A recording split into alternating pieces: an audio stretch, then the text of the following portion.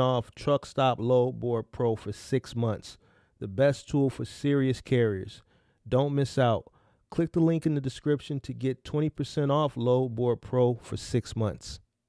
Need capital to grow your business or cover unexpected expenses? Rock Financial has your back. Whether you're looking for a flexible line of credit, a fast cash advance, or tailored working capital solutions, Rock Financial makes it simple to get funded, often in as little as 24 hours. No hidden fees, an easy application, and real support from people who know the business. Ready to take your hustle to the next level? Tap the link in the description to get started with Rock Financial today. Wish insurance was this easy? With LogRock, it's like magic. Real coverage appears when you need it. No tricks. Get covered now. Click the link in the description.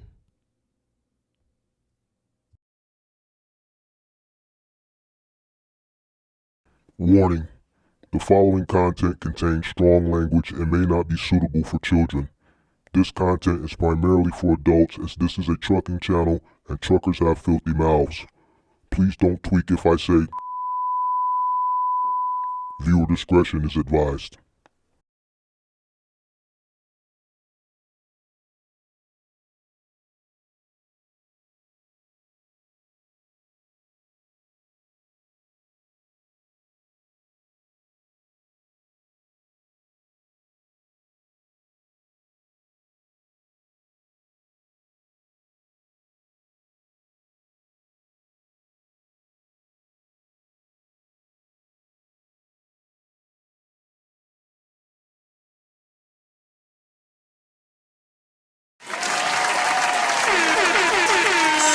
What's up? Come on in, guys. Make sure you guys hit the like button, subscribe to the channel. Turn on your post notifications. How's everybody doing this afternoon? What's going on? I see you guys coming in. All right, let's see here. First, let's pay these bills. Guys, if you need working capital for your business, there's a link in the description below for Rock Financial, working capital, business lines of credit, so on and so forth. So if you are looking for working capital solutions for your business, click the link in the description below for Rock Financial. Also, if you need commercial insurance, LogRock is the solution for you. Semi-trucks, box trucks, cargo vans, giggers. If you are in need of commercial insurance, if you're up for renewal and you want to shop around, link in the description below.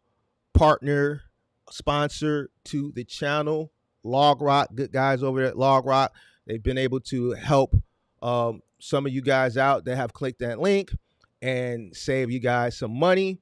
So click that link in the description below if you are in need of commercial insurance or you're looking to shop for better prices for renewal. Come on in, guys. Make sure you guys hit the like button, subscribe to the channel, turn on all post notifications. Let's get this show on the road with this roll call. How you guys doing? Shout out to Freight Code. What's that? Freight Cat Code name Narc. I demand daily Mark live feeds. We trying to get the dailies back. We trying to get the dailies back. We trying to get them back. Shout out to Felice. Shout out to all the MGM members. Shout out to TFE Logistics. What's going on? ACP Picks Live. Shout out to Zarfies. Pour some Bacardi Lime. And what you listen to Mobb Deep? You too young to understand about that Mobb Deep. That's that 90s Mobb Deep. That's that hell on earth. That's that hell on earth. Unless you actually drink Bacardi Lime. No audio? Can you hear me? Okay. Spoken said no audio, then they took it back. You actually drink Bacardi Lime in 2025, or you listening to some Mobb Deep? And second of all, it's kind of early. You usually on the night live streams because I know you drive at night. But what's good? What's good? Shout out to Ben Uzi, Big Mark, the boss himself. Big shout out. Appreciate you. Shout out to D Jenkins. Shout out to D Jenkins for that $50 super chat. Shout out to D Jenkins for that $50 super chat. What's up? What's up? Shout out to Moving Company Hustle. Shout out to Spoken, representing Michigan. Come on in, guys. Make sure you guys hit the like button. Subscribe to the channel. Turn on all post notifications. All right, so we got a good show for you guys today. We're going to react to a few truckers because there's a lot of truckers that are still complaining, which I just don't understand why. You know what I'm saying? I just don't understand why people come into business to complain. You complain about working, then you come into business thinking you're escaping the rat race from working a traditional job to business, and then you complain about that. But it's like I tell everybody, if you can't handle being told what to do, if you can't handle being delegated, then you're not gonna win at business. That's just, you can't, you like, how can business is more work than working a job? There's more thought, there's more physical work, but then there's more mental work. If you can't handle the mental work of somebody delegating, do this for 8 hours, do that for 8 hours, how can you think you're going to be successful when you have to come up and do all what, if you have to do all the thinking? Part of the thinking is understanding your operational costs, profit margins, basic business fundamentals, basic entry level, just business 101. What a mission statement is, what a business plan is. I don't get it. So we're gonna watch one guy, because then I want to swing over to the gig economy. I haven't talked to the gig people. There's something that's going on in the gig space on YouTube, and I have to do I told you so moment. I have to, because you ain't gonna come give me my credit. So I gotta pat myself on the back. And then I have to explain to you why what's happening is happening.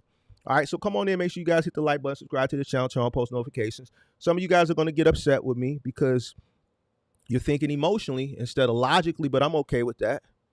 I'm okay with that. Give me a second. I gotta figure out which button to press.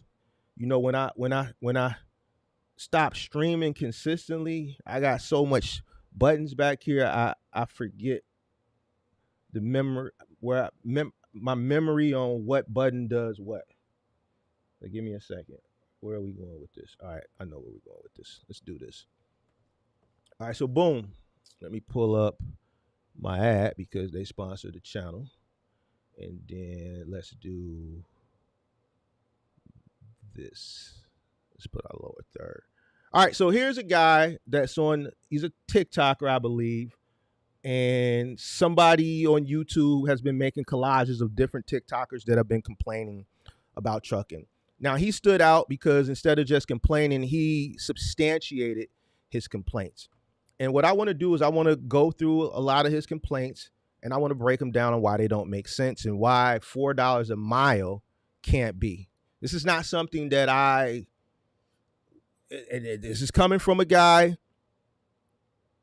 who built successful trucking businesses. This is not something I want to see. And I'm going to explain to you why it'll never happen and why I wouldn't want to see it. All right, let's listen to this guy.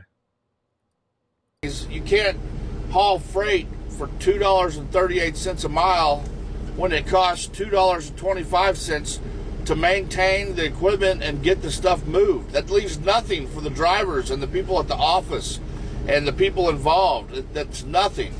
Brokers should be capped at 3 to 5%.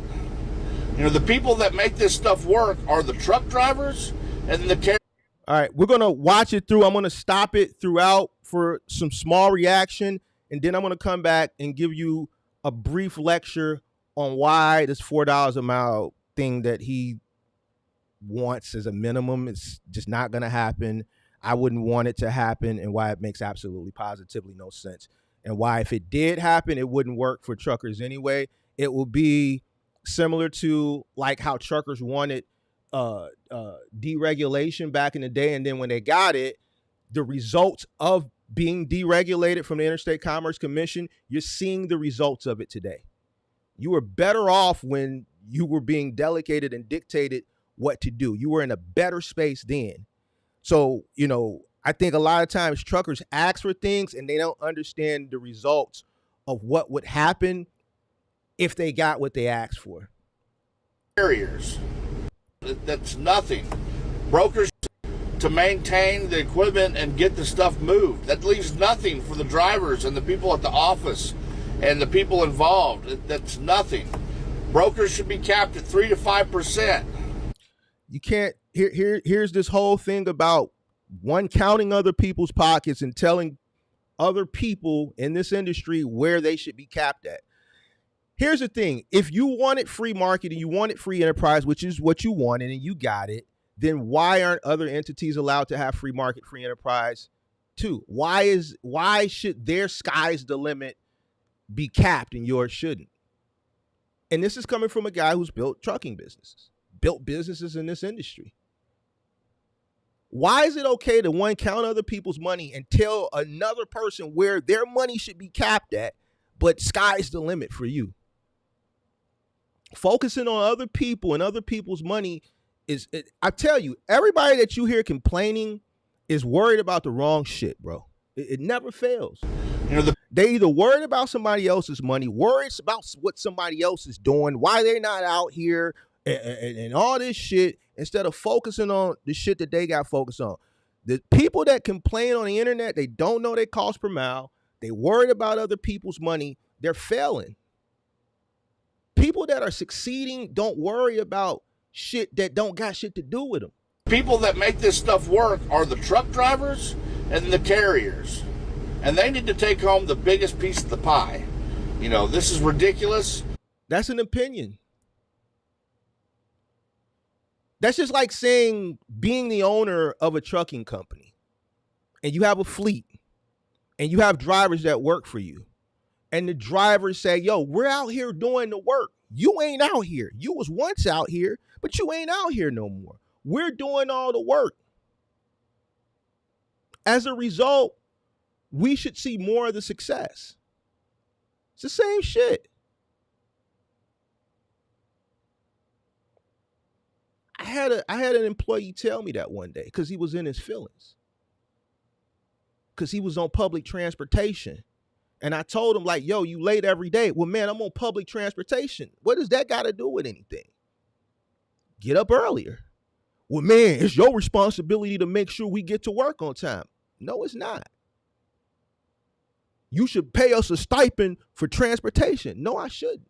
I pay you for the job that I hired you to do, and it's your responsibility to appropriate money to the side for you to get back and forth to work in between payment cycles.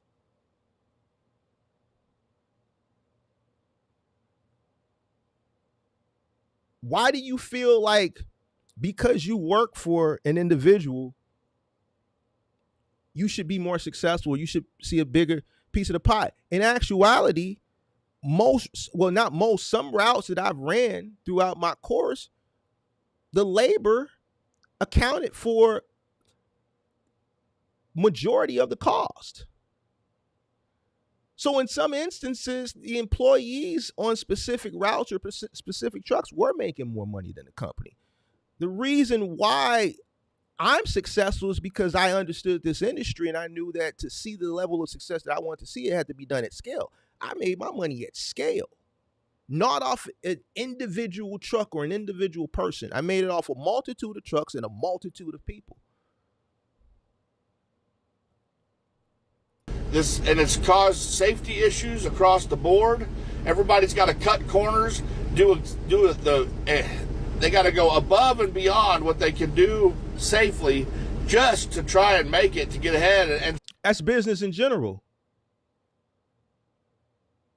Even at a job, if you're looking to grow within the job and get promotions, the people who get promotions are the people that are recognized for going above and beyond.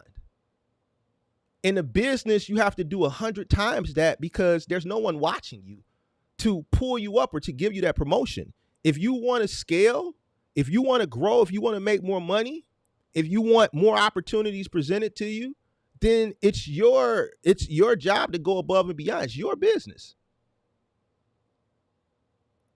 I just don't understand the mindset of people who come into business and then when things don't work out for them, for whatever reason, everybody's situation is different. You complain. Still not get ahead. These companies are having to borrow and go into debt, hoping to God for a miracle. And we need a miracle. We need a government that's going to look at this and say, listen, these corporations aren't going to step in and do it. They're not going to do the right thing. We got to do what's right for the people, for the hardworking people of America. Or The government is not going to go against the corporations because if anybody can sustain the higher cost of living and inflation, it's the companies. It's not the independent owner operator. Why would the government want to, if they're gonna save anybody, it's not going to be the independent owner operator. In order to keep things moving and keep the economy going and making sure things get from point A to point B, if they're going to support anybody, it's going to be the mega carriers, the big corporations, because they have the resources to make shit happen. The owner operator does it. And the proof is in the pudding.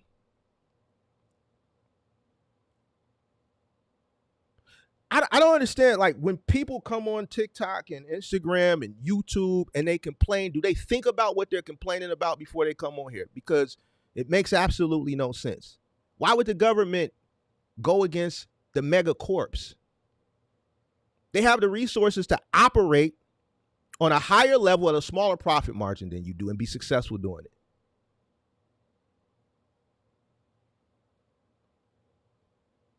What happened back in 08, 09 when Obama came in with the automobile industry? What happened? What did the government do? Because y'all quiet in the chat. See, when we get to these topics that I make you really, really think, and you be kumbaya with people like this that be complaining, but then I can come and argue it and substantiate my argument with fact, is quiet in the chat. What happened back when Obama came in with the automobile industry? What did the government do? Nobody? Nobody? Or y'all too young? Because we got a young crowd in here today. What happened?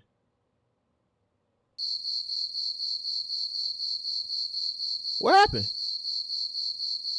Don't tell me we got all Gen Zs in here.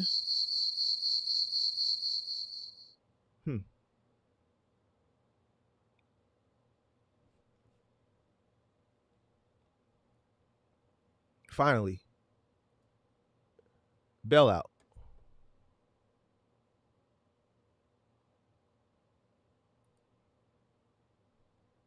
They got bailed out. Why? Too big to fail. Can't let them crash. Too big to fail. The government couldn't allow GM and Ford and Chrysler or Stellantis to crumble. Are you crazy?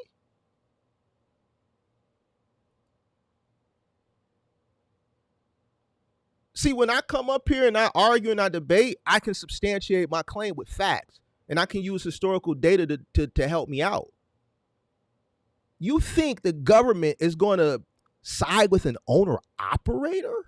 And I said that like that purpose, like make it seem like you're smaller, because in actuality, all of us are in comparison to the mega carriers. We don't have the resources to do what they can do.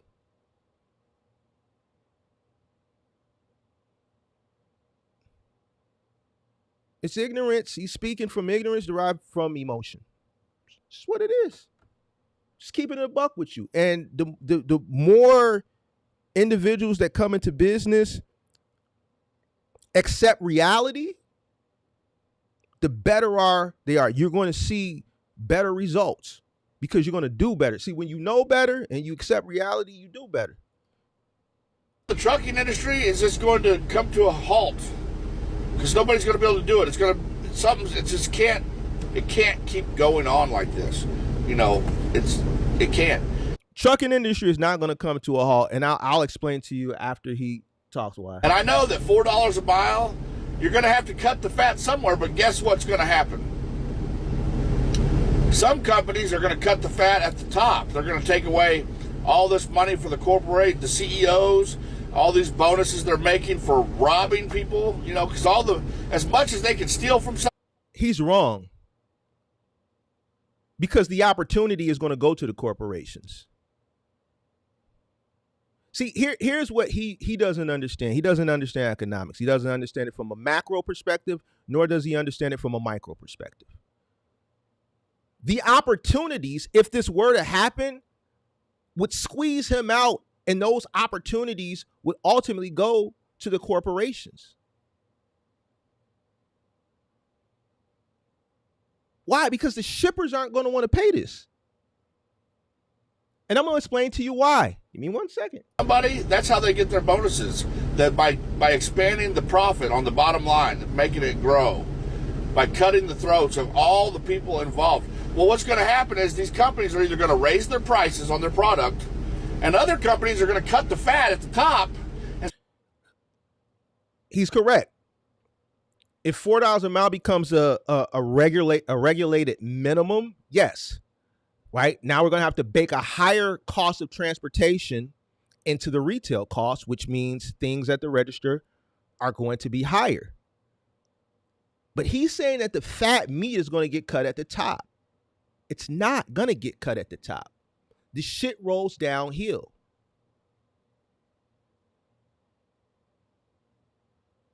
The fat meat is going to get cut at the bottom.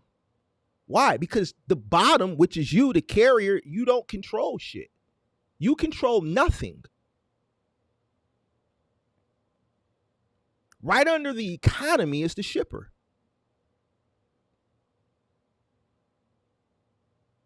The shipper dictates what they want to pay. The brokers are bidding against other brokerages to get the freight. So when they bid, they're bidding low. This is why you guys complain about TQL. TQL is one of the lowest bidders. That's why they get so much opportunity. And that's why they pay what they pay, because they outbid all their competition to get the opportunities. If I'm a shipper and I have a client that I'm shipping to, I want the lowest shipping cost. I want my customer to be able to sell their products for a lower price. Why? Because I want them to sell volume at retail. Why? Because the more they sell, the more they order from me at wholesale.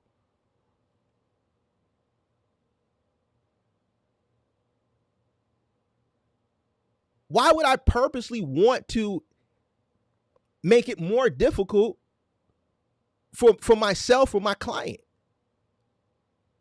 The more successful my client is, the more successful I am. When you guys look at things from just a one-sided point of view is where you fail at. You have to look at the broader spectrum. When you know better, you do better. When you accept reality for what it is, you ultimately do better. This guy's speaking from just raw emotion because he's in a situation right now, but he's not thinking like a business person. Start giving people what they're worth instead of what they've. As a business owner, you're worth what you create. You're a business owner saying what you're worth. You're bidding. You're worth what you create for yourself. What are you talking about? Give what you're worth. Make that make sense to me. If you start a business, why do you need somebody to give you? I thought you started a business so you can control your own. Is this what they say? Yo, I want to control my own destiny. I want generational wealth. I'm going to work harder for myself than I would for a company. So how can you at the same time use a word like give? Stolen, and some companies' prices are going to stay the same, and some companies' prices are going to skyrocket. Guess what? The consumer is going to look at that and go buy the fairly priced freight where the people make. This makes absolutely positively no sense. So if the cost has a $4 minimum, which is way higher than what the average price is right now, what makes them think across the board some prices are going to skyrocket and some prices are going to stay the same?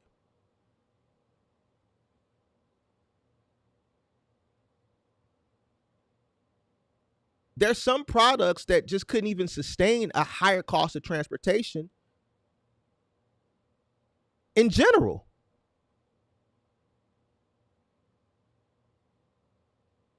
Like produce.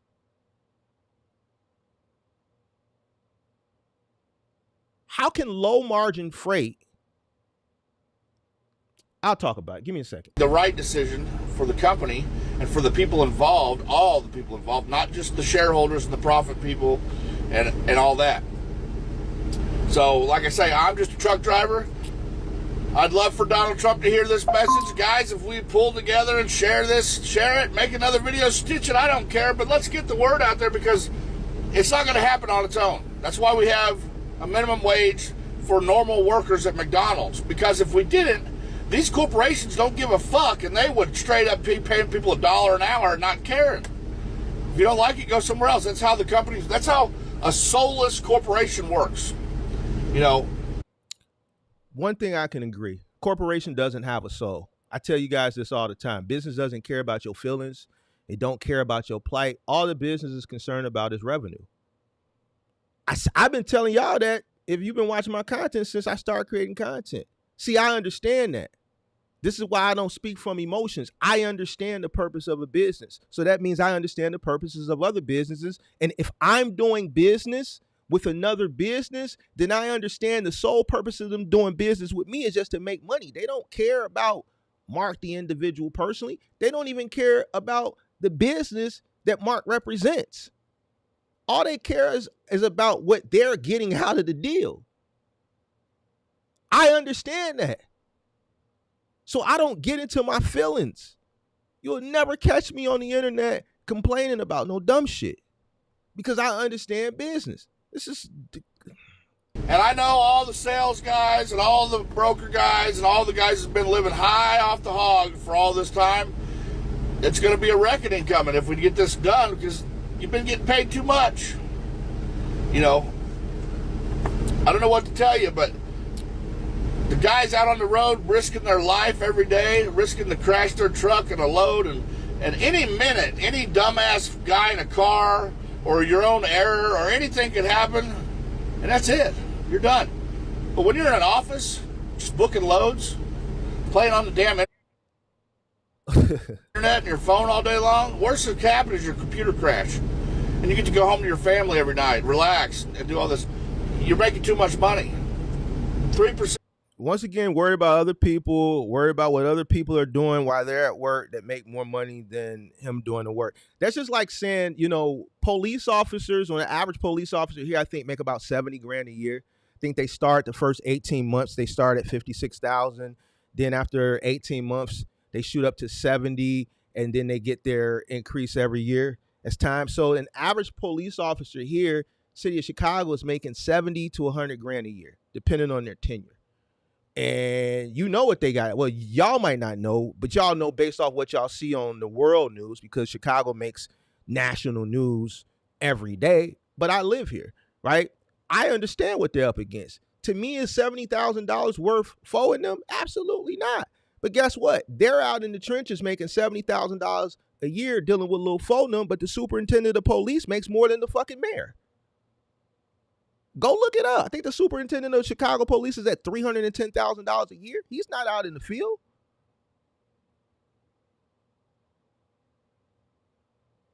I don't understand why. Like, this is just the way things are. There's a hierarchy to everything, and the people that are up at the top are the furthest removed of in-field activity. And they get paid the most. And what I don't understand is the people that complain about these people, they aspire to be where these people are. They aspire to be these people. So it's okay for somebody else for you to aspire to get there. But when somebody else is there, you're upset and you're angry and you're counting their pockets and you're worried about what they're doing, instead of focusing on what you should be doing so that you can get there. Every industry, the people at the top get paid the most. Economy, shippers, brokers, then you.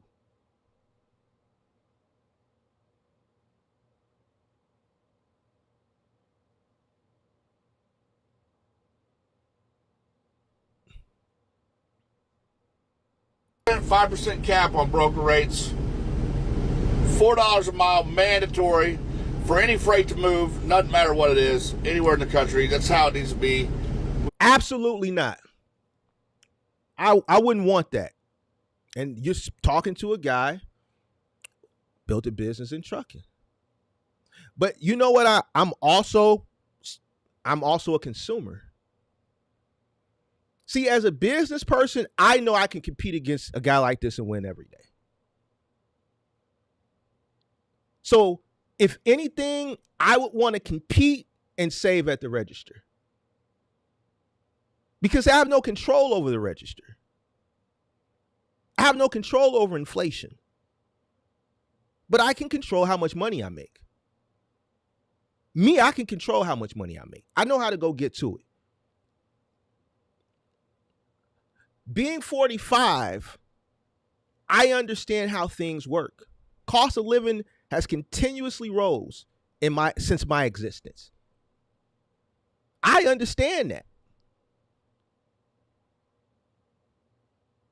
So if I had an opportunity to make more money and drive up inflation, or compete harder by being smarter than my competition and understanding how to make money and understanding how money works, and then looking at guys like this that are complaining, looking at guys that don't know their cost per mile, looking at guys that refuse to educate themselves, and I know that I'm smarter than these guys, I can beat them, make as much money as I want so that I can continue to outpace the rate of inflation.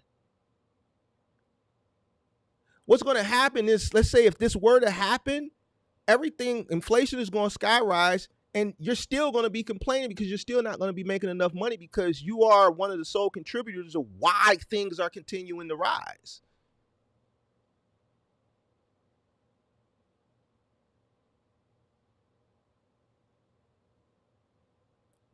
I don't want to pay $20 for a loaf of bread. I'd rather you compete better, harder, and smarter.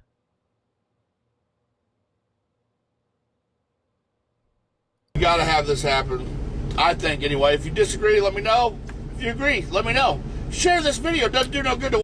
I totally disagree with you, Mr. Red-bearded trucker guy. I disagree with you.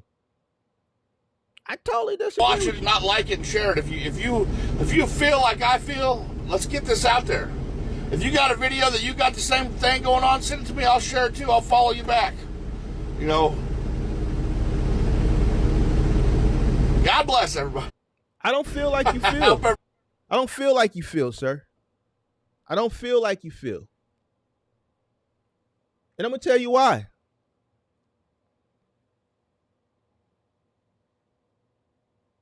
One, if you were to get this minimum $4 a mile, just like I said when the video was panned, there'd be an immediate impact on supply and demand.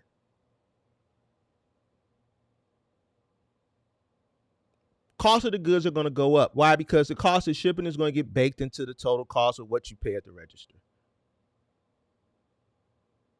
So what happens in low margin sectors like retail, like agriculture, like manufacturing? What happens if there's a minimum $4 a mile standard across the board to a sector like agriculture? See, you guys don't think like this when you think from your emotions, because you don't want to do what you're supposed to do as a business owner and get out there and work and compete. What about a low margin sector like agriculture? Well, a bunch of bananas right now. I know here I pay about 69 cents a pound, some shit like that. Now, imagine if there was a minimum across the board, minimum, meaning that's the minimum, $4 a mile. Imagine $4 a mile being baked into a load of bananas.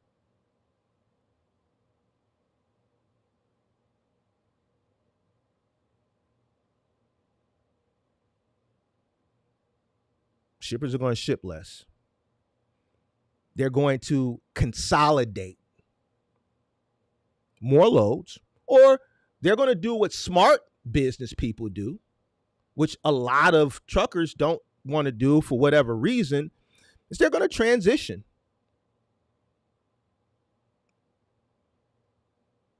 More than likely intermodal to avoid higher cost.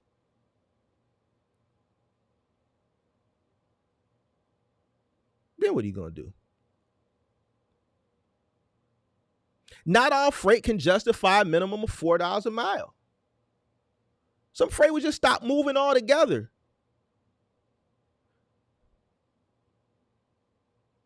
I just gave you an example of some freight that just could not justify $4 fucking a mile. How much do you think an apple would cost if there was a minimum $4 a mile? See, I'm going to keep it a buck with you this live stream. I talk to a lot of y'all. I understand the demographic that I speak to, and I'm going to call a buck. A lot of y'all ain't handling business the correct way. A lot of y'all, I'm going to keep it a buck, because y'all like to tell y'all business, got women that's living on government subsidies. So some of y'all living off the EBT, you living off the link. You don't know what it's like to buy groceries at retail cost.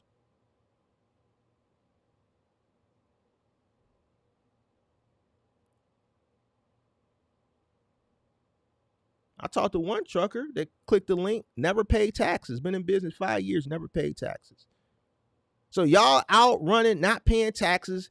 Then you got your old lady at home because you don't want her to work, or she don't want to work. You got her like fake dispatching for you, and she on EBT. Now, as a person who don't got government subsidies, I don't want to pay $4 for a fucking apple. I don't want to pay $2 a pound for a bunch of bananas. I want you to compete.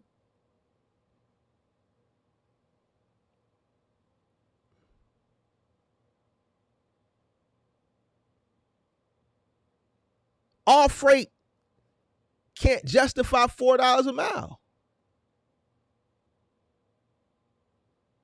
Manufacturing wouldn't be able to justify it. Retail definitely wouldn't be able to justify it. And we're not talking, fuck Dior and Balenciaga. No, let's not even look at it. Let's look at economic retail. Your gas station draws. Your socks from Walmart.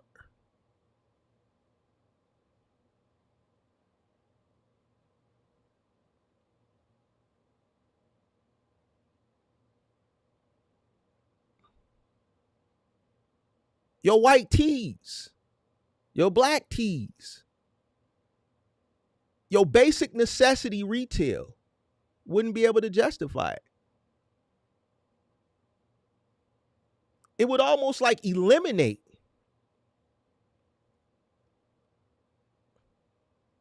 like the whole economic necessity sector. Then what? Then you're going to be complaining that a pack of Hanes or a pack of Fruit of the Looms are too expensive. So now that minimum that you got, you're losing it in inflation at the register. And that's going to continue to go up. So now you fought for this minimum to like hyperinflate things. And that inflation is steady continuing to rise. So you got your foe, you raise the cost of goods, and the inflation is to continue to rise anyway.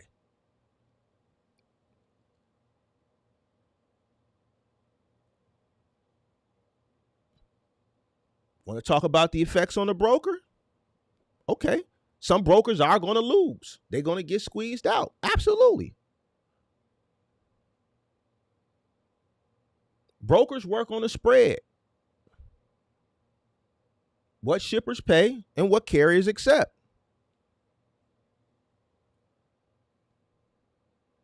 Some brokerages are going to fail. The smaller ones are going to fail.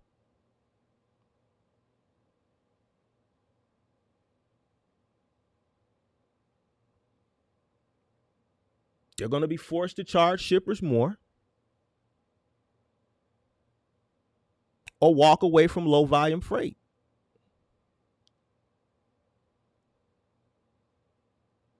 Shippers aren't going to pay more. They're just going to transition into one or two things. Your smaller and your mid-sized brokers are going to exit. All your little brokers and your mid-sized brokers, they're going to exit. They're going to lose business when shippers refuse to pay higher cost. So yes, some brokerages are going to absolutely fail. Now, the large ones with contracts and leverage, like your C.H. Robinsons, your XPOs, your RXOs, so on and so forth, they're going to survive.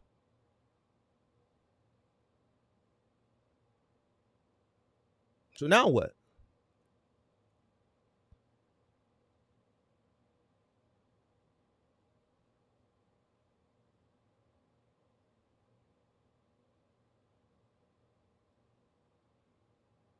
Now, let's talk about the distortion. And I know a lot of this is going over people's heads, but so what? Too bad. This is the industry. I'm not going to dumb like this whole dumbing shit down. Like, you got to catch up.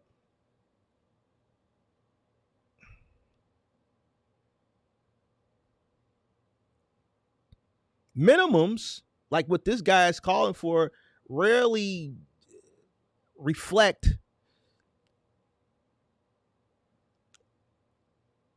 true market dynamics. They rarely do.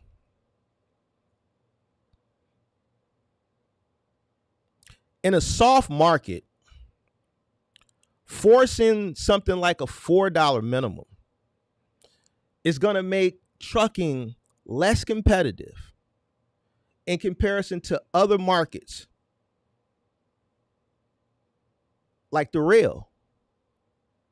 See, right now, trucking can compete with rail in some aspects. But if you force a minimum, it's going to be harder for trucking to compete against this other sector, which a lot of shippers are going to transition over to.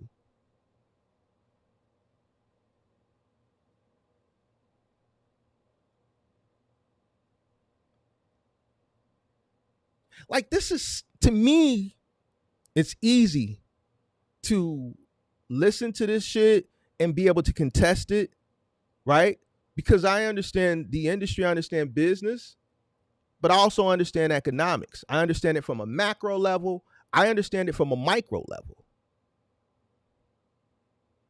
See, your forefathers, when they lobbied against the Interstate Commerce Commission prior to 1980, they wanted free market, free enterprise. But what they didn't realize and what they didn't understand at that time, because they were thinking from an emotional point of view that they were in a great space then. They were making a shit ton of money as it compares to today.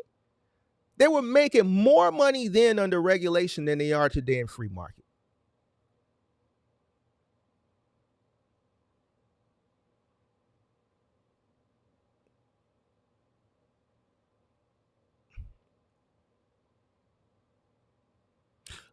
You're going to have a bunch of new people come in because they're going to, this $4 a mile, it's going to create this trend and this boom because, oh, trucking is great, $4 a mile minimum. Going to lead to oversupply.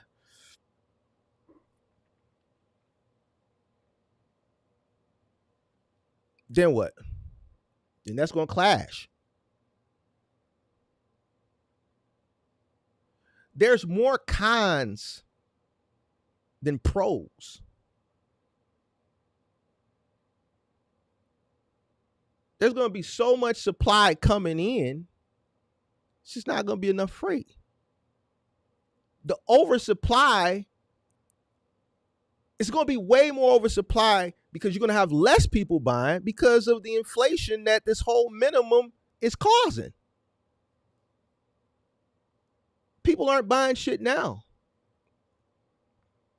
So now you double what the average rate is, which is going to push up shit at the register, and people aren't really going to be able to afford shit. But you're going to have retarded people that come in thinking $4 a mile is, oh, we're finna get rich, $4 minimum. You're going to have more supply, and then the demand is going to continue to go down.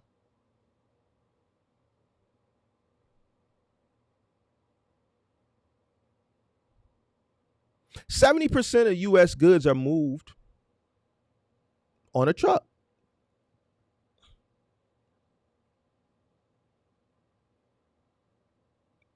That minimum is going to filter into everything, not just retail pricing. It's going to filter into food. It's going to filter into construction materials and everything else.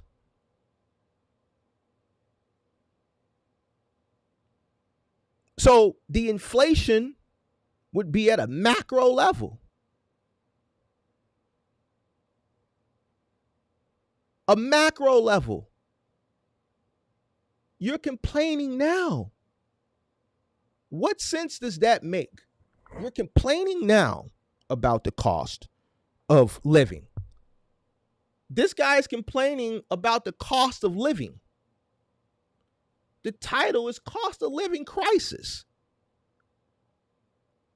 And he's in an industry where what he does is baked into the cost of the goods, but he wants to charge more.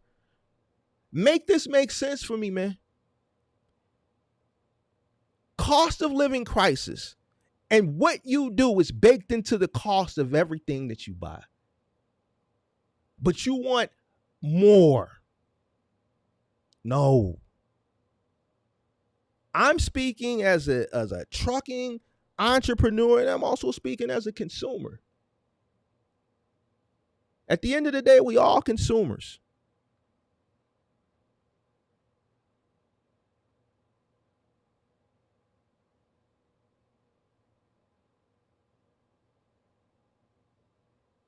Who gonna be the winners? Who gonna be the winners, and then we gonna move on? Because I know y'all just upset. I know you upset. It's a bunch of people that's like, man, I ain't trying to hear none of that. Okay, cool. I ain't never told you nothing wrong this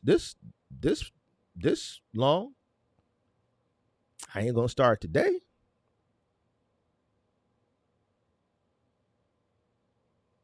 Some owner operators with established lanes are going to win. And those owner operators that have customers that are willing to pay premiums. Specialized freight, something that I always talk about. You guys don't want to do it.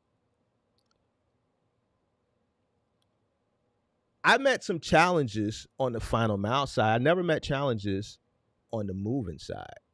Moving is specialized. Moving is something that a customer will pay a premium, whether you're doing it on a local level or if you're doing it on a larger scale, like you're running for a van line, like a Mayflower or an Atlas or a Wheaton. Look at Mother Trucker. He ran specialized for a van line, if my memory serves me correctly. This is why he was able to retire early, if my memory serves me correctly, similar to me, because he ran specialized. Y'all don't want to touch shit. You want to go from a dock to another dock. You don't want to touch shit. Us guys that do specialized and have done specialized things, you see the difference versus the guys that don't. Mother Trucker, what y'all fail to realize, and I know a lot of people, either don't like him or do like him, what you gotta understand, he's similar to me. He just did it from the CDL perspective with a van line. He ran specialized. He did moving. That's where a customer is going to pay a premium. Because that's something that people don't want to do themselves. And it's very labor intensive. Another thing where a customer will be more likely to pay a premium is pharmacy.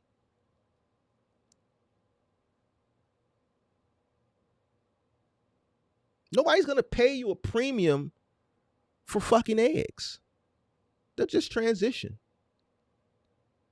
Nobody's going to pay you a premium for gas station boxers or socks.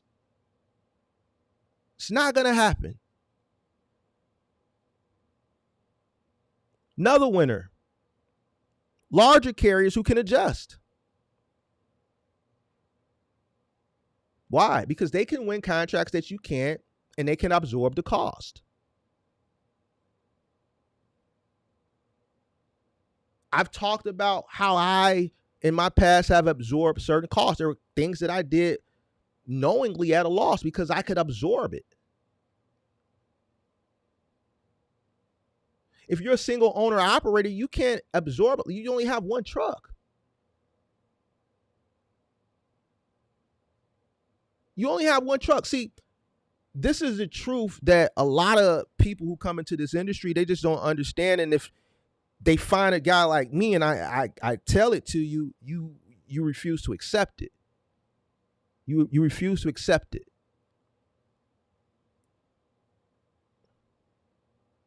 The hierarchy.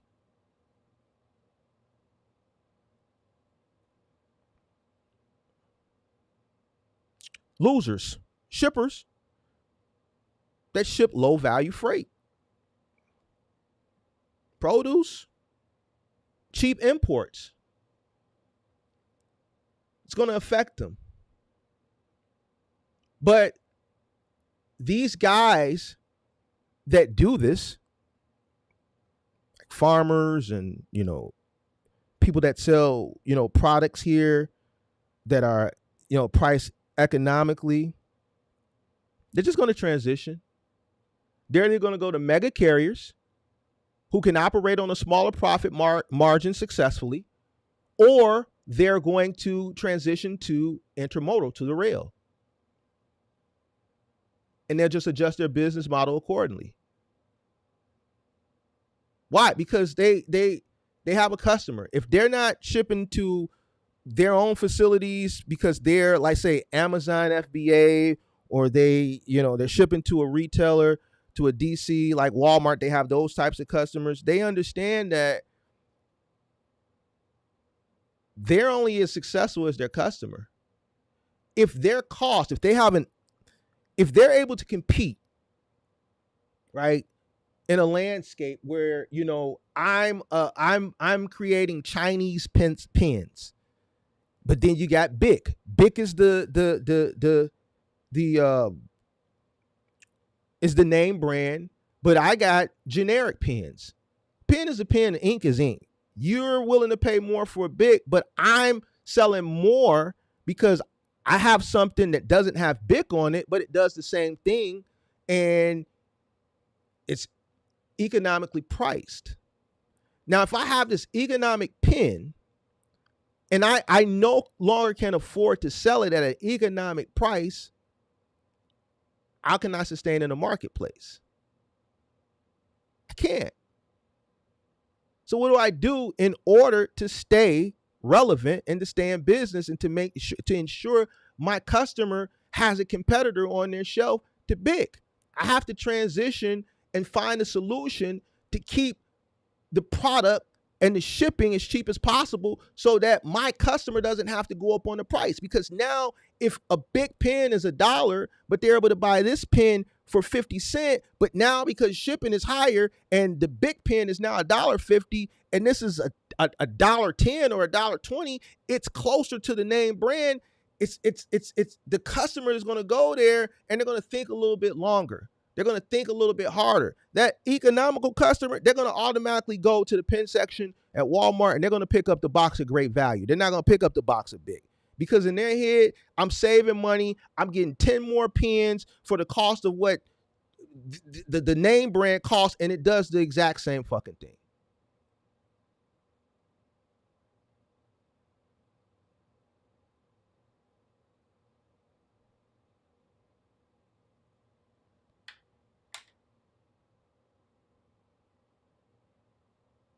Smaller brokerages are gonna lose because they depend on spot market flexibility.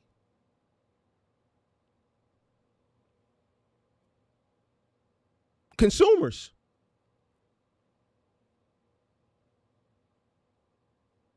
they're going to be the biggest loser. But here's one thing that I know. This guy said he wants the government to step in. to help truckers. The government steps in. They're going to do everything in their power to help keep costs down for consumers. So if they're going to help anybody, it's going to be the big corporations, the mega carriers. We can't allow, as an economy, certain things to be priced exorbitantly.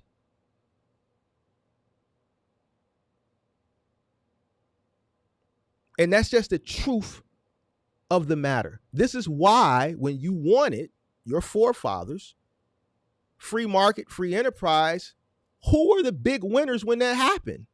That's when you saw the boom of big box retail. Because now shipping was cheaper because of competition, which allowed the cheaper shipping cost to get baked into the cost of goods, which brought goods down, which now retailers were able to sell more, and that was the boom of big box retail. That's why if you were alive back in the 80s, there was so many big box retail. Doesn't exist anymore because of technology and because of Amazon and so on and so forth. But during that time period, deregulation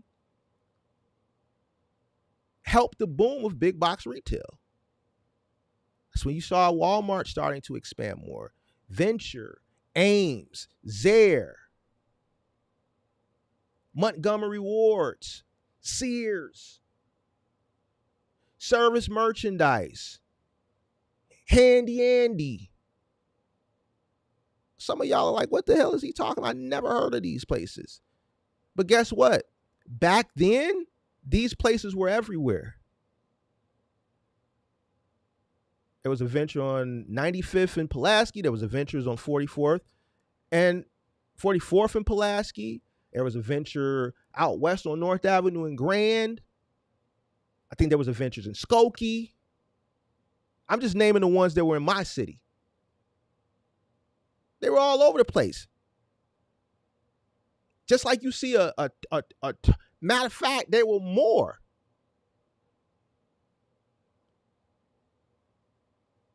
They were more prevalent than what you see that today of a Target or a Walmart. And anybody that's old enough to remember that, tell me if I'm lying or not.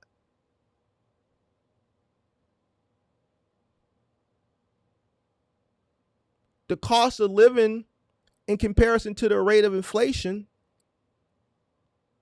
that gap wasn't. People were making great money for that time period, and things didn't cost that much. So people could afford to buy, own a home. The wife have a station wagon, the husband have a station wagon, and have 4 kids, and still save money.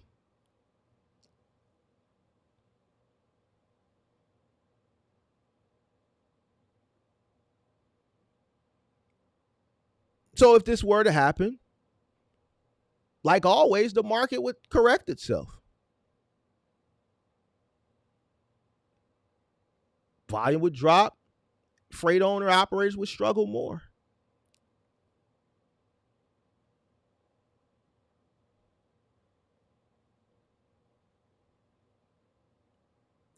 What it would also do is accelerate probably automation in sectors like intermodal.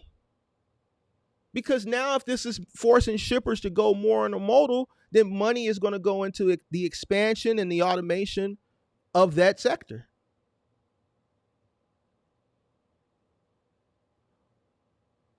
You got to think like a business person. You can't think like a business person just for what's in front of you. You got to think on a macro level. See, the problem is a lot of people think from a micro level. I think from both.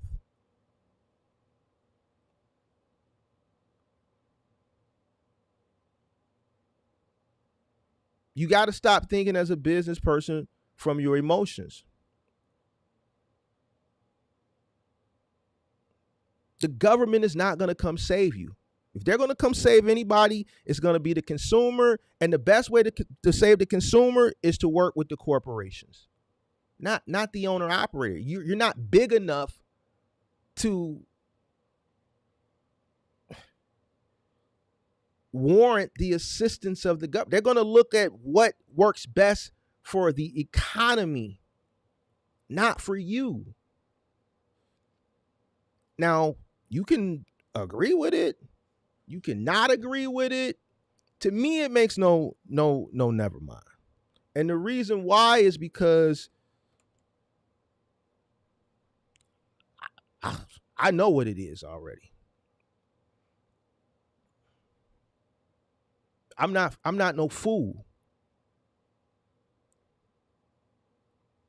I know what's baked into everything I buy. There's variables baked into what I pay. Why would I want to double or triple that?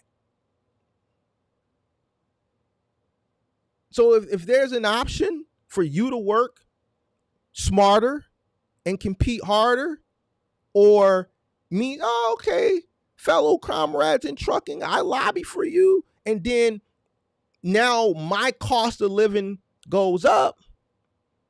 No. I need you to go work and compete better and harder and smarter so that rates can stay where they're at, so that goods can stay where they're at. And that's that. And, I'll drop the link.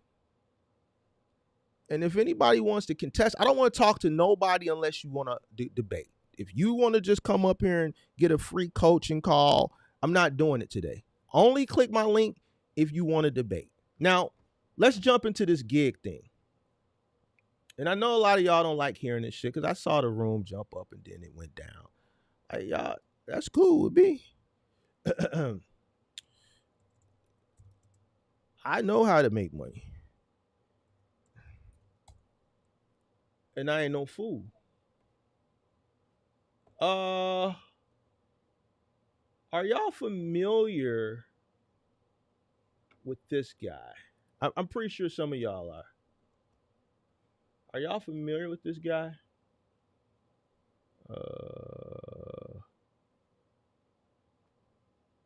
Are y'all familiar with this guy, Sean in Town?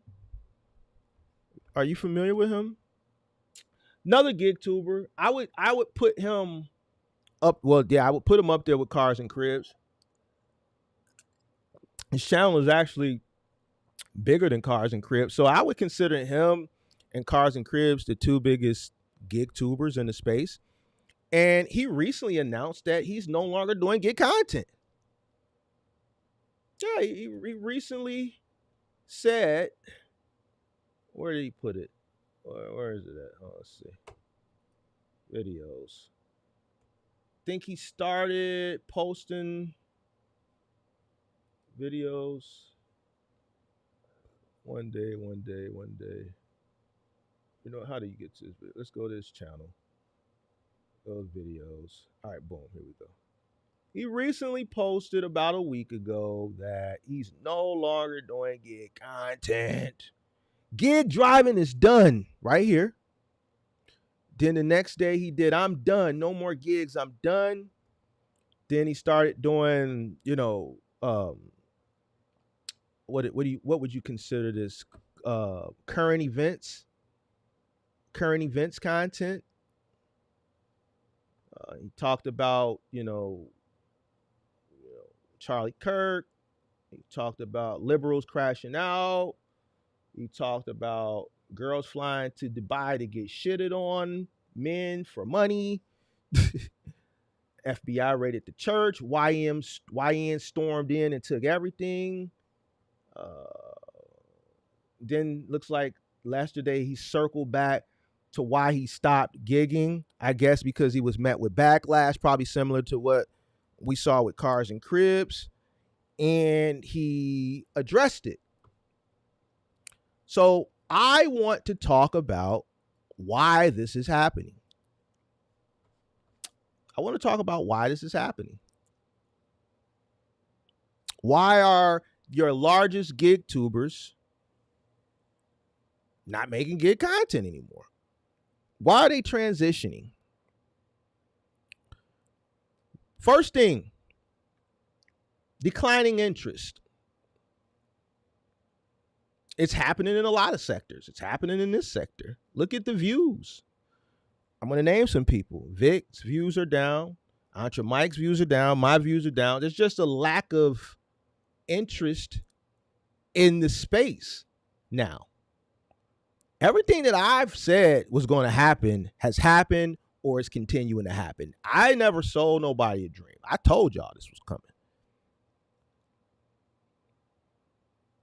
So that's why I don't get the backlash that people get or have to have a reason to address why I haven't left the sector.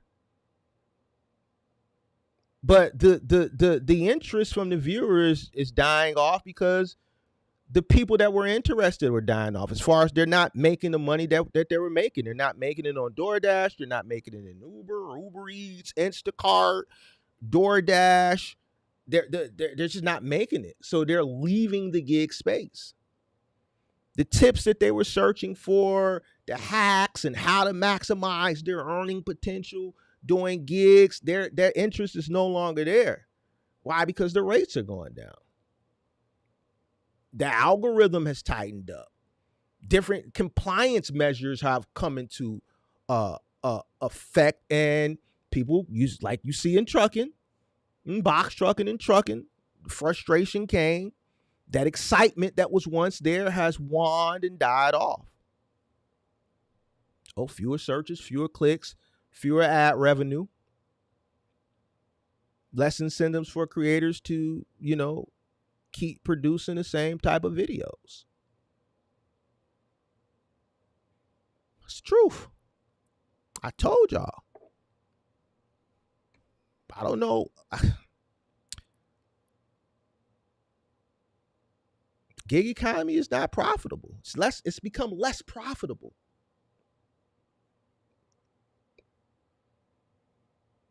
Lower pay, oversaturation due to what? One, what we're just talking about with the trucking thing.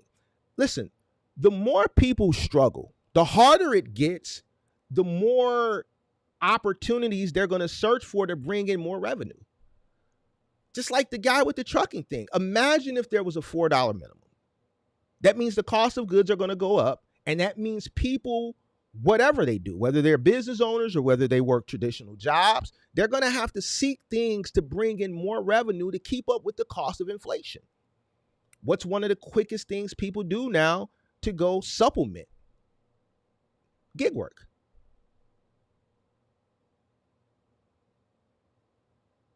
For everything you cause, there's going to be an effect. And this is what people don't think about. The tougher it becomes, the more people are going to have to go find other things to do to be able to cover the cost of living for just the basic necessities.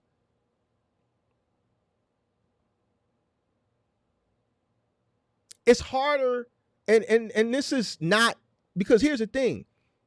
Those guys that were at the top, Cars and Cribs, the Sean in Town guy, I don't blame them for transitioning. If they're not doing it, I know Cars and Cribs is not doing the gigging. He's focusing more on trading now. He said it, the money ain't there no more, so it wasn't worth him doing it. I think this guy, the video, he said he's still doing it, but in all, the interest is not there anymore as far as it is on YouTube. So he's transitioning into something that is more beneficial from, I guess, a pay perspective on his channel. He said that he still does it on Instagram, but we know Instagram doesn't pay. YouTube pays. So for him to transition, right, to keep the revenue for his YouTube channel coming, you can't really blame him.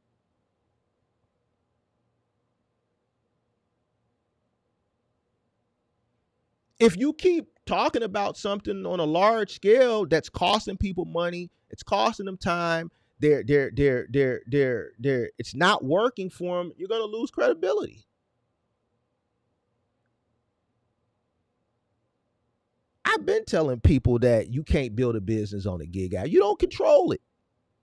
And there's some people out there that's still going to disagree, and they're going to lead those people into a shitstorm. And then they're going to have to face the criticism, when they do. But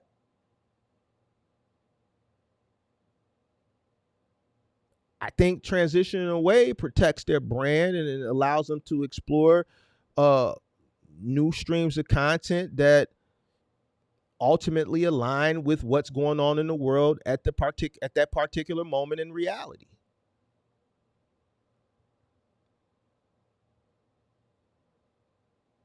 Audiences grow. That audience that existed, during the pandemic is not the same audience today. The audience that was hungry for gigs during that time period prior to the pandemic, right? Because that was the early stages of the gig economy. And if you watch my channel, any industry that's a new industry, they have two people they have to target at the inception. They have to target the consumer, but they also have to target the service provider. We can say, we're starting this new rideshare platform that's going to compete against the cab industry back in 2009 or 2010 when it was just black car. But once they evolved into economical rides like early to mid 2010s, they said, you can take a car and it's going to be cheaper than a cab, but it's going to be the same service. So we're selling efficiency and convenience to a consumer, but we need a service provider to do it. How do we get service providers onto our platform? By paying them handsomely at a loss. Initially, doesn't mean it's going to be forever. I've been telling y'all this. But eventually there's going to come a time where said company that has the reason why they're able to spend millions of dollars in marketing to get consumers, and why they're able to spend millions of dollars marketing to service providers and then ultimately pay those service providers exorbitantly a premium at a calculated loss, is because of the VC money they have and the angel investors. But that's not going to be forever. Once we get to that sweet spot, we're going to raise the cost to the consumer, and we're going to lower the cost for the service provider so that we can profit, because at the end of the day, this is a business. The individuals who thought that they could come into this and make this a living or a business, something that was designed to supplement something else, were fools. And if you still feel that way on everything I love, you're a fool. Because I'm going to tell you what's going to happen. And I'm telling you this from experience, life experience. The cost of living is going to continue to go that way. And if you think you're going to build a business in something that you don't control, like a gig, that's going to continue to go that way with the rate of inflation and the cost of living, you're a fool. The gig economy is going to go that way. So how can you build a business where you don't control anything, let alone the rates, that's designed to get a service provided for an economical price? And competition is going to also be a variable that's going to help determine rates in an economy where the cost of living is going that way, which is going to drive more people in because they're going to have to supplement, right? Because they can't keep up with the rate of inflation with their job. So they got to find things to do, which is going to continue to suppress what you're doing that you think you can ultimately build a business on and just grow and buy a house and send kids to school and buy a car and take family vacations and put money to the side for healthcare and put money to the side for a solo 401k. Doesn't make any sense. But when I tell you this, you get upset with me. But yet and still, I continue to be right.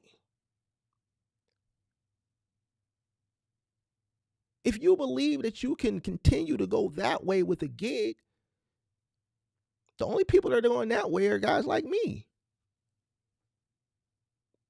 Once I realized from like guys like Buddy, I'm not going to say his name, but you know what I'm talking about. How senile these giggers are as it pertains to them thinking that this is like something that they can build a life on. I said, yo, this is a great investment. And then when I looked into it and I saw that simultaneously as rates are going down, as it pertains to the individuals that are actually providing the service,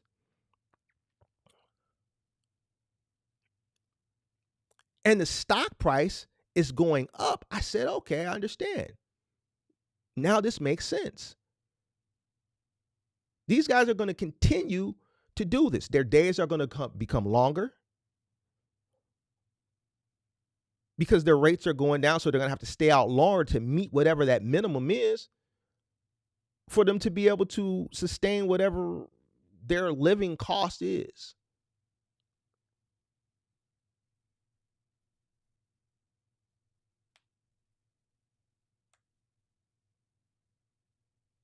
You can only make so many $200 days. Oh, y'all hustling for $200. Now remember, the cost of living is going that way or that way.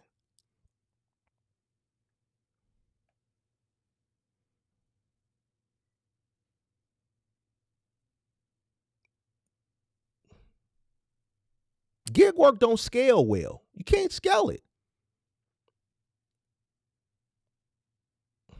So I don't knock these guys for transitioning into broader topics. I just don't.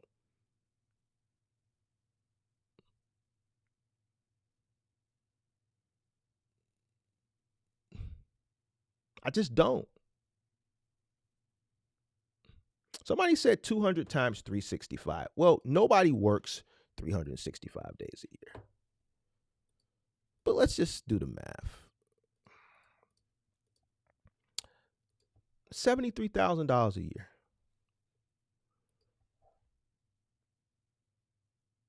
Now take away the costs that are associated with that.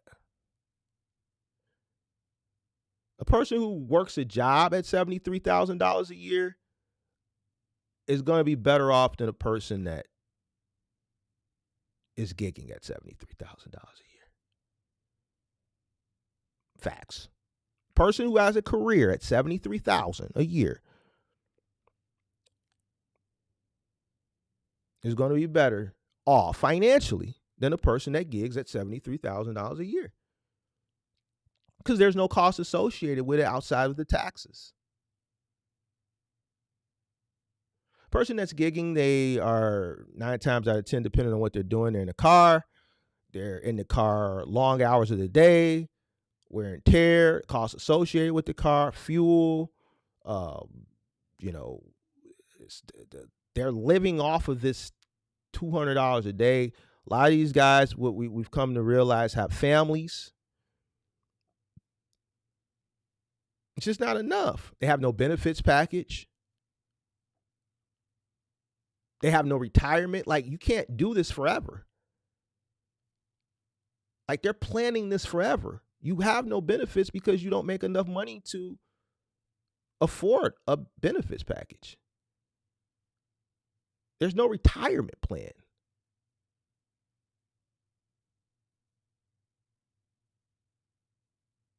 What happens if you're out gigging and unfortunately you get into an accident?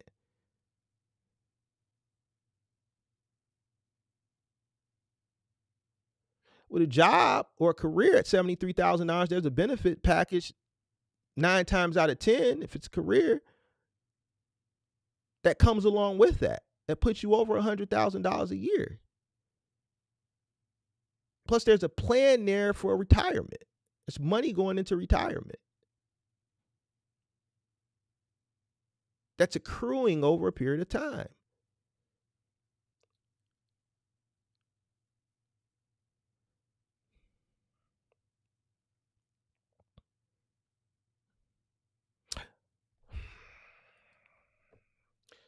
So if you're a gigger and you feel that what I'm saying doesn't make any sense, or if you are a, guy based on what we talked about earlier who feels like I'm wrong about how I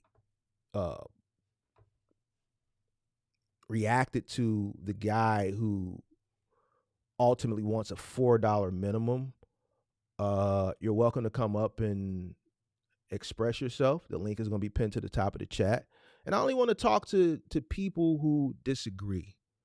If you agree, then I don't want to talk to you. I only want to talk to people that disagree. If you think that a $4 minimum is good for an owner operator in trucking, come up and explain to me why. If you think that the gig economy is something that you can build a life on, come up to me and explain to me how and why. Because I don't think so. I think as time goes on, more automation is going to come into the gig economy. I think it's going to be more tougher because a lot of these companies are still looking to be profitable. And we understand that in order to go be profitable, one or two things are going to have to happen, or a combination of both. Consumers are going to pay more and service providers are going to get paid less. As the economy continues to battle, the cost of living, which we know if you're smart, it's going to continue to rise, then that's going to bring more competition in because they're going to need to supplement to be able to buy basic necessities. I only want to talk to people who disagree. I don't want to do no free coaching. I don't want to, help anybody out right now. I want to debate. And if you also believe from the first half of this live stream that a $4 amount minimum from an owner operator is we got to get that, come up and tell me why.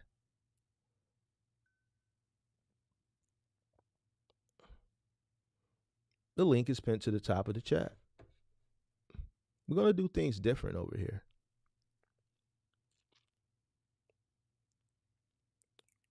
We not these channels that just be telling y'all shit because they feel in a certain type of way because it's fucked up for them. Over here, we're going to tell you what it is. We're going to tell you how to get through it, or we're going to tell you to accept certain shit so that you can know how to maneuver around it. A lot of people just don't want to accept reality. They got these false hopes and shit. And that's just not the way the world works. Y'all worried. I'm looking at content creators worried about corporate greed. Corporations, like, why do y'all expect people to care, corporations to care? A business, a corporation, which is a business, doesn't have feelings. Why is it okay for your business to want more, but the next business that you have to deal with or partner with because they want more and because they're able to do it better than you have a problem with that? To me, that's some ornery, envious, jealous, hateful shit. Instead of looking to see what they've done and aspiring to duplicate it or be better.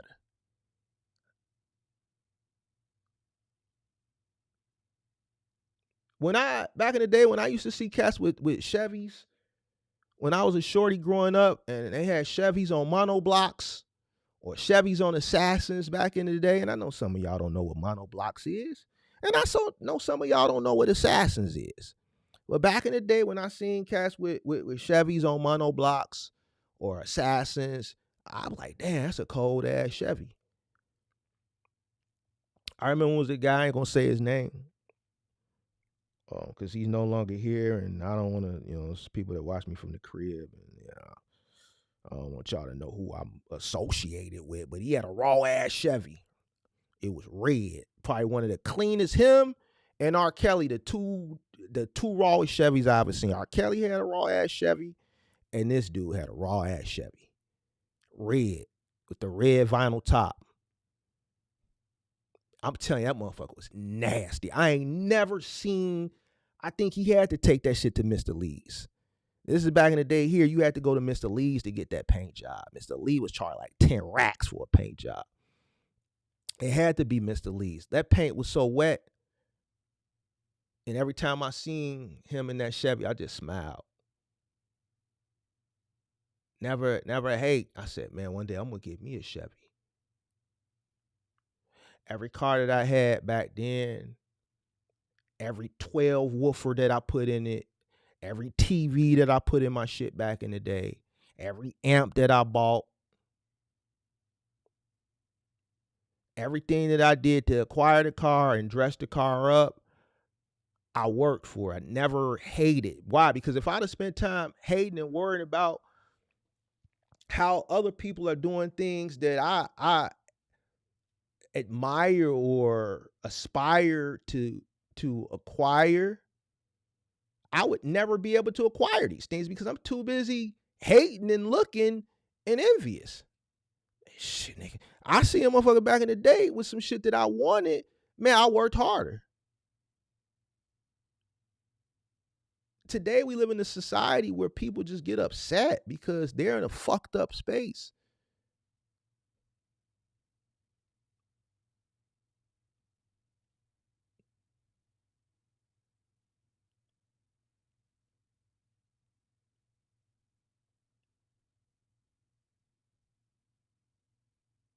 I'm only taking debates.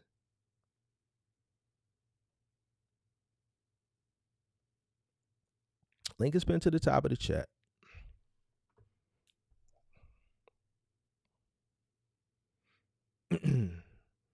Terrell said them rims. You're right.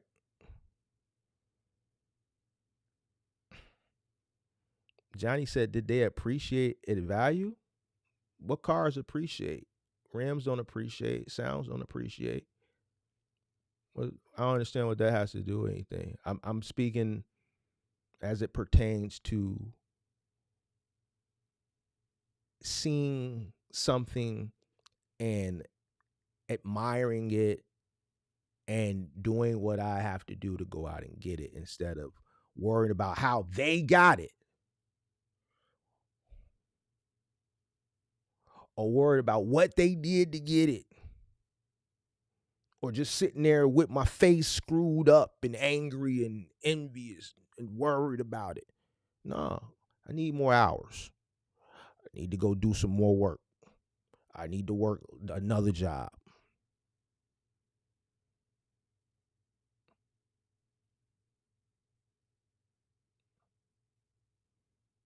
So me, I really don't, I'm not, the type of person that really cares about what other people make because I know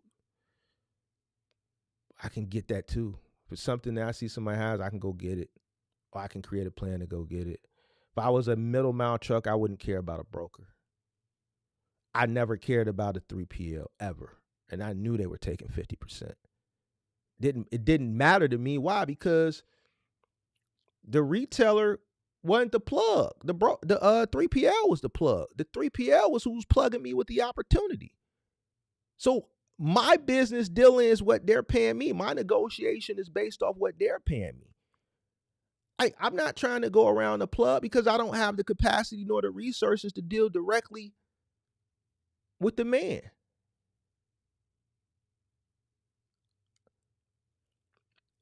If the 3PL is the plug, what they got off the opportunity is none of my business. I'm going to try to make this shit shake with what they offering me. And if I can't make it shake, then I'm going to go ahead about my business.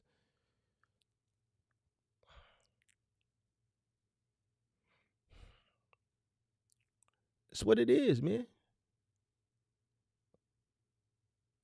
Everything got like I don't understand. Like business is competitive.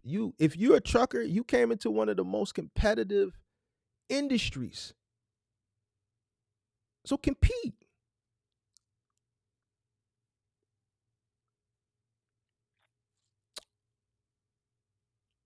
Sage brought up something he heard me telling somebody. And when I was telling the kid this, I don't know if I told the story, but I was in a Discord and I was telling him a marketing play to acquire more customers for his newly started moving venture. And I said, yo, do $99 couch deliveries. He said, $99? I said, yeah, you're going to make money. There's going to be a small profit margin there, but also it's going to allow you to acquire customers. It's customer acquisition. See, I look at the longevity. I don't look at the short term. You know why a lot of people fail right now? It's because they think short term. If I'm in a business and I'm starting a business, I don't want a short-term business. I want a long-term business. You do the $99 couch deliveries, you're going to make a small profit margin, but you're also going to put yourself in front of more customers who are more likely to hire you next year to do what? A full move. Especially if you are able to transport this couch from point A to point B effectively, efficiently, successfully, at a valued price, at an economical price in comparison to your competition. That's going to give you a flurry of consumers who are buying used furniture on a marketplace.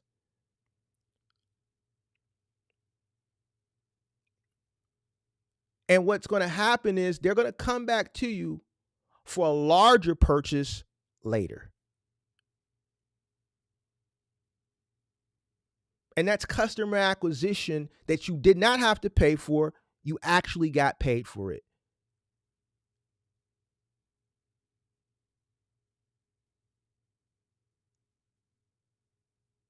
I don't think short term. I think long term. I understand that in a business where you're dealing with a consumer, you need consumers. How do we get more consumers in our database?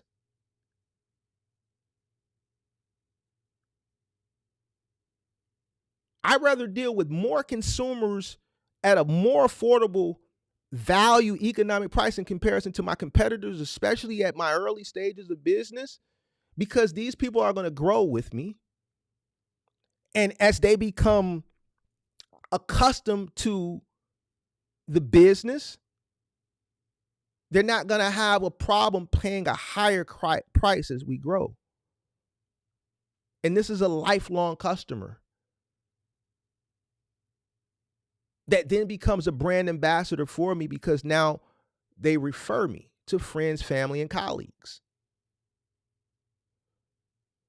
I'm not finna be going back and forth with motherfuckers who want to argue about this big price because everybody is so greedy and hungry because they're thinking for the short term instead of the long term. And this is where people get upset. The name of the game in business is to win, not lose. A lot of people don't think like that. I'm going to outthink majority of my competitors. I'm not going to let myself down in anything I get involved in. Or I'm just not going to give, if it's too complex, I'm going to find something that I can get into and I can dominate it. Period.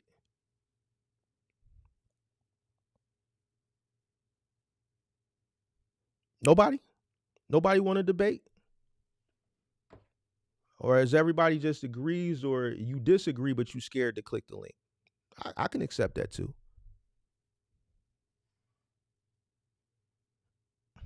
Okay. All right. I don't blame you. Look, I don't blame you. I wouldn't click it if I was you either. Even if you do disagree, I wouldn't click it if I was you. Because there's no way that you could substantiate it. There's no way you could substantiate why $4 a mile in totality on a macro level.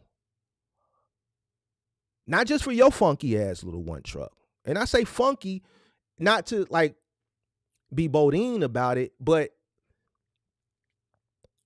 in comparison to the totality of the competitors that are out there, especially the mega carriers, it's a funky old truck. It means nothing. I wouldn't, because there's no way for you to substantiate it. Consumers, from a consumer perspective, nah. Ain't no way for you to argue how a minimum of $4 amount is going to be great for everybody. It's only going to be great for you in your mind.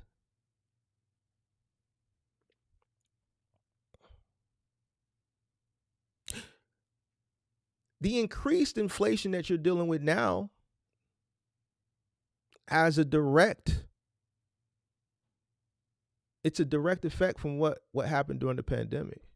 Yes, the cost of living and rate of inflation was going to continue to rise, right? But there was this event that accelerated that cost.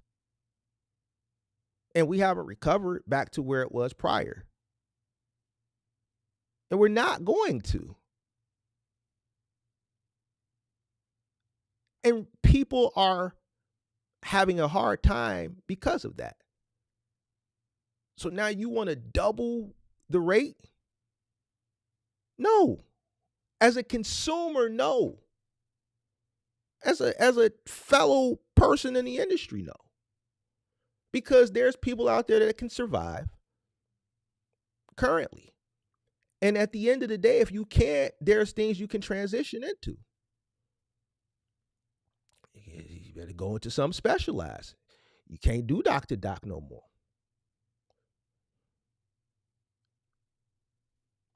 I wouldn't click the link if I was you neither, because you ain't going to win. You're going to lose. There's no way you can substantiate that and win. And then from the gig side, I wouldn't click it. You're going to lose that too.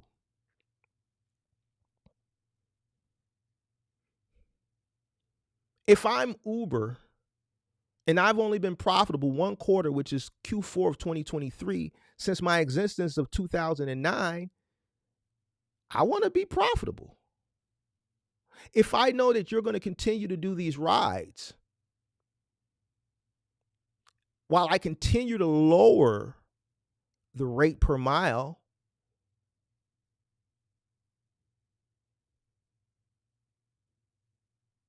so that I could become profitable, so be it.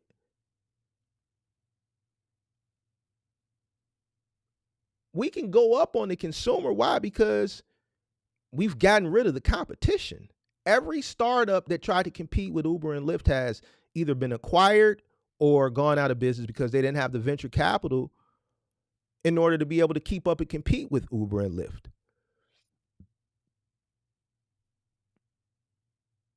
From a competitive landscape, we've saturated the market. We've completely obliterated the taxi cab industry. A lot of those cab drivers have transitioned, right, which a lot of truckers fail to do, into ride sharing. A lot of them have transitioned into black car drivers, at least in my market. They went out and got Escalades or Suburbans, and they just do black car service because now black car is a thing. Once upon a time, it wasn't a thing, but now it's a thing. And then the ones that didn't transition into black car service transitioned into Uber X, economical rides. You can only catch a cab damn near at the airport.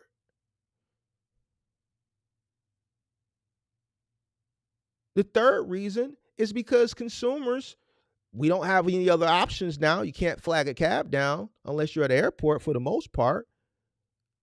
But we've got accustomed to the convenience.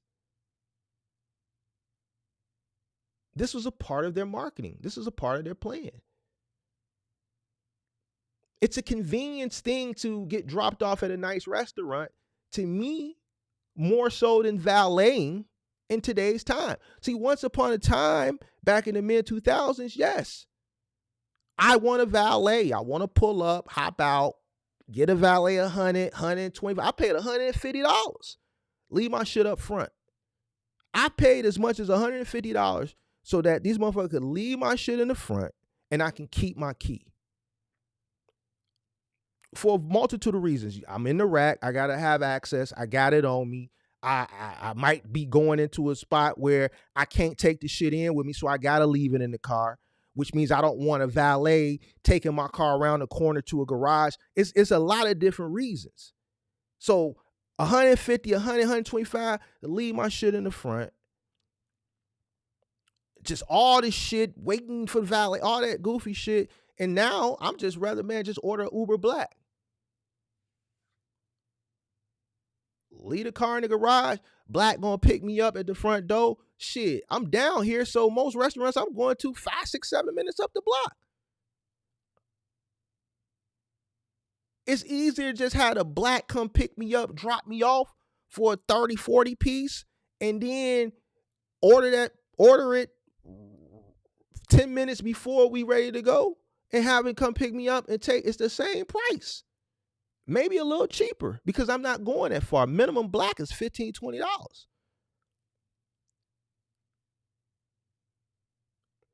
It's the same price, but I'm convinced. It's more convenience. Once I realize how much more convenient that is, fuck it, we gonna do that.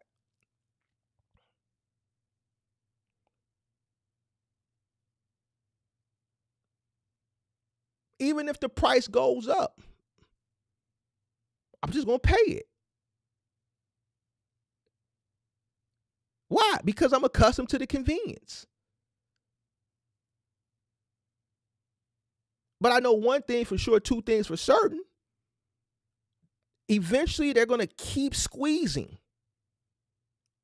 until they have that sweet spot of profitability. Because they're not there to appease you, the service provider. You can cry and complain and march and try to stage these, what they be trying to stage every year, these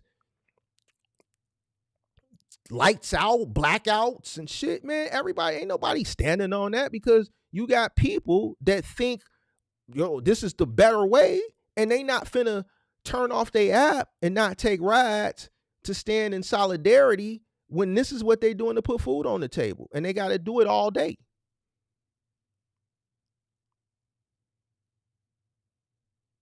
We not in a society of camaraderie no more. We in a society of every man for themselves. That shit is a rizap, you dig?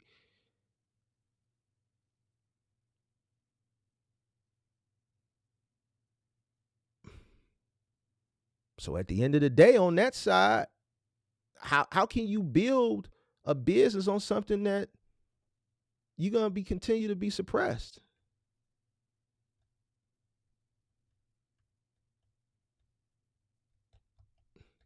I wouldn't click the link to debate that shit either. So I don't blame you. I ain't upset that you ain't clicked it. I really don't blame you because you're going to lose. Yeah, you're going to lose. So, yeah. All right. So on a brighter note, I got a surprise for you guys. Before we get out of here. And I should have did it at the beginning, but I'm going to do it at the end. Glad I thought about it. I got a surprise for you guys. You share this screen. Monday, 7 p.m. Central Standard Time. The Wise Men and the Box Truck Bros. Well, Sam from the Box Truck Bros. Sam will be over here on the next episode of The Wise Men this Monday, 7 p.m. This is something that a lot of people have asked me to do for quite some time, and it happened. It just happened organically. He commented under a video last week. We had some dialogue in the video. He did express some some stuff towards Kirk. But we had some dialogue, and I said, well, we can talk about it on the show. He said, set it up. Simple as that. So we're going to see if him and Kirk have some words. He gave me flowers for my unbiased take, and he has some words for Kirk. So we're going to see how this conversation go, but this is going to be Monday, 7 p.m. There's been quite a few people that have always asked me to reach out, but it just happened organically. I know Ty is one of those people that always wanted me to talk to him, and there's some other people. Ty just comes off the top of my head, but Monday is going to happen. So Monday at 7 p.m., be here. I don't know how it's going to go with him and Kirk, so you might want to be here because if it gets ugly, I might have to put it on private. We'll see. But that's Monday at 7 p.m. and Central Standard Time, and there's not much collaborations with him out there outside of the larger ones that he did with Angela Yee and on the larger platforms. You know what I'm saying? Not so I think it'll be a good dialogue. 7 p.m. That's Monday. Be here or be square. Yeah, other than that, man, that's it, man. I'm chilling, man. You know what I'm saying? Hope everybody doing well. Getting to the money. Somebody said Uber is staged around the airport. More than ever, I do Uber also. Okay.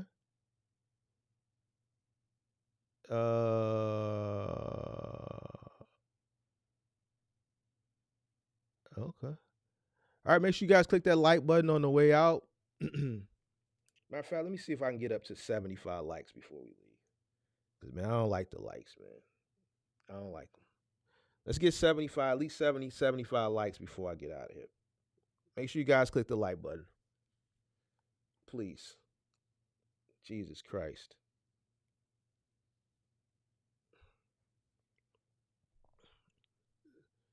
Make sure you guys click the like button. See if we can get up to 70, 75 likes before I get out of here, please. Shout out to Ben Uzi. 70, 75 likes.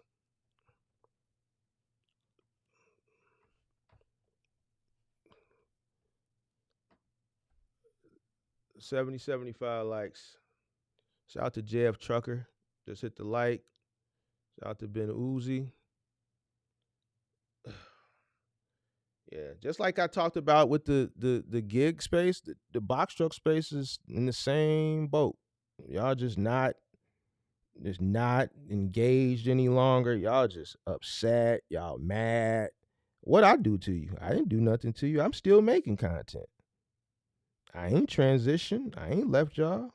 Least thing you could do is hit the like button. Shit. God damn. Hit some button. Hit a button. Hit one of the damn buttons. God damn. It don't matter.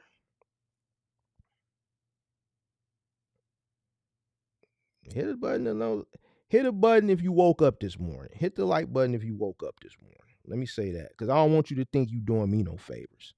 Maybe that's what it is. You think, man, if I hit the like button, then that's doing him a favor. Hit the like button if you woke up this morning. Shit.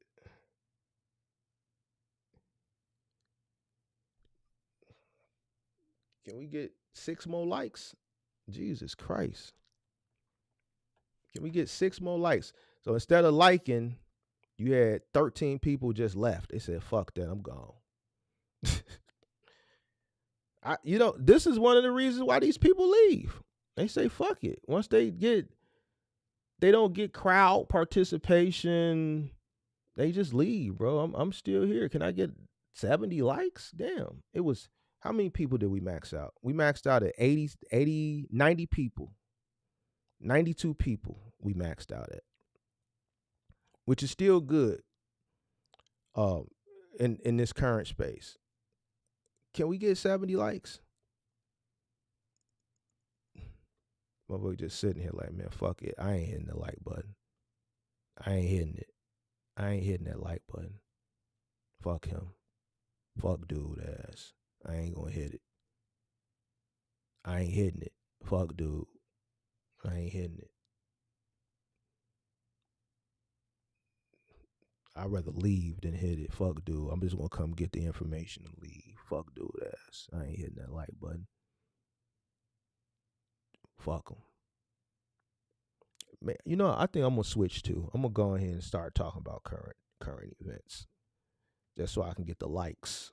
I'm gonna start talking about the war in Chirac. I'm gonna start talking about the dumb shit that's going on. I'm gonna start talking about Charlie Kirk shit, people losing their jobs. I'm gonna start talking about shit that gonna get likes. Notice I said likes. I didn't ask for no super chat. I just said hit the like button. We still ain't there. We got one more. Okay, we got one more to go. Well, no, we hit it. We hit it. All right, we hit 71. Can we get 75? Can we get 4 more for 75? Let's see if we can get 75. Damn, bro. Jesus Christ. Can we get a 75th? Can we get 75th Street in this? Jesus Christ. All right, we at 73. Nah, Jason. You got to be greedy. Because if you don't say it, they ain't going to hit it. You know when they hit it? When you cooking up. Sunday night, that live stream, man, I didn't even have to ask for no lives. They was at 100 lives just off bat. And the only thing I was doing was cooking a motherfucker. Wasn't talking about nothing educational. Just cooking a motherfucker. And motherfuckers was hitting the like button for that. This shit is crazy to me. I just came up here and broke this shit down, and I gotta ask for likes. This shit crazy. That's why I say, yo, I ain't like them guys that transition. I don't blame them. I don't blame them. You know, this educational space is a thankless space. It's thankless. That's what Buddy was saying in the video he put out yesterday. He was saying, yo, it's thankless.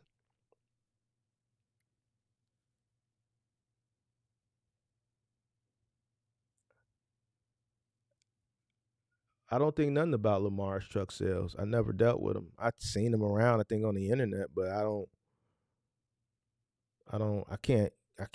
never done business with them. The only way I could tell you something about them is if I done business with them. I have never done business with them. So, I don't know. But yeah. Yeah, so, all right, yeah. Hope you guys have a prosperous weekend, and to the ones that just, you know, are upset and just, I don't know, man. Change your mindset. Change your mindset, man, so you can do better, man. Until next time, peace.